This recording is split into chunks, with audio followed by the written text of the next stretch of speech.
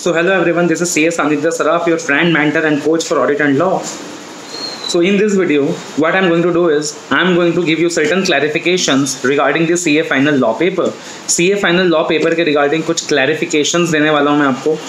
कुछ important queries हैं, कुछ important doubts हैं students के, जहाँ students confused हैं। सबसे पहला clarification कि सर क्या हमें Jan 17 edition का practice manual follow करना है क्या? वो practice manual तो हमारे लिए relevant ही नहीं है, उसमें amendments covered नहीं है। तो मैं आपको क्लैरिफाई करना चाहता हूँ कि भाई 95% of the syllabus is still the same. 95% of the syllabus is still the same. सिर्फ 5% आंसर्स मुश्किल से ऐसे हैं जहाँ अमेंडमेंट का इफेक्ट है। आप उन 5% के लिए 95% चीज़ों को छोड़ रहे हो, बेवकूफ़ी है। अगर कहीं कोई अमेंडमेंट है आप खुद समझ जाओगे। फॉर एग्जांपल आपने अपने क्लासेस में पढ़ रखा होगा कि पॉलिटिकल कंट्रीब्यूशन के लिए कोई लिमिट नहीं है, और जब प्रैक्टिस मैनुअल में वहाँ वो लिमिट दिखाई देगी तो आपको समझ आ जाएगा कि आंसर पुराना है।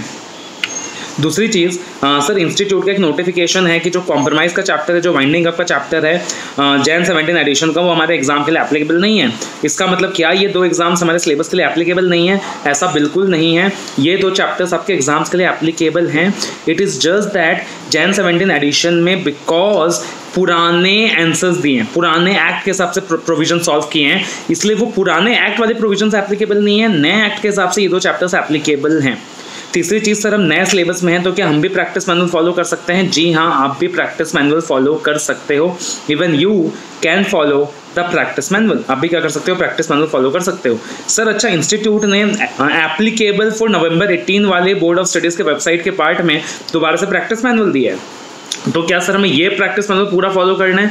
Let me tell you, institute ने कुछ नहीं किया है। Jan 17 का ही एडिशन कॉपी पेस्ट करके वहाँ डाल दिया है। क्यों कॉपी पेस्ट करके वहाँ डाल दिया? बिकॉज इंस्टीट्यूट ने बार बार कहा, क्लैरिफाई किया कि Jan 17 का edition is applicable, but still students debate raise करते थे इट इज नॉट एप्लीकेबल। तो इंस्टीट्यूट ने Jan 17 का ही एडिशन कॉपी पेस्ट किया और उसे नवंबर 18 के एप्लीकेबिलिटी के पार्ट में डाल दिया। That is exactly the same. तो वो पूरा PM आपको फॉलो करना है, सिर्फ कॉम्प्रोमाइज का चैप्टर आपको फॉलो नहीं करना, वाइंडिंग अप का चैप्टर आपको फॉलो नहीं करना है। I hope it is clear with you all, and I hope इस वीडियोज के थ्रू आपके जो कंफ्यूजन है वो क्लियर हो गए होंगे। एक और चीज़, जो मेरा रिविजनरी वॉइस क्लिप्स का कॉन्सेप्ट है, that is something that is really going to benefit you a lot.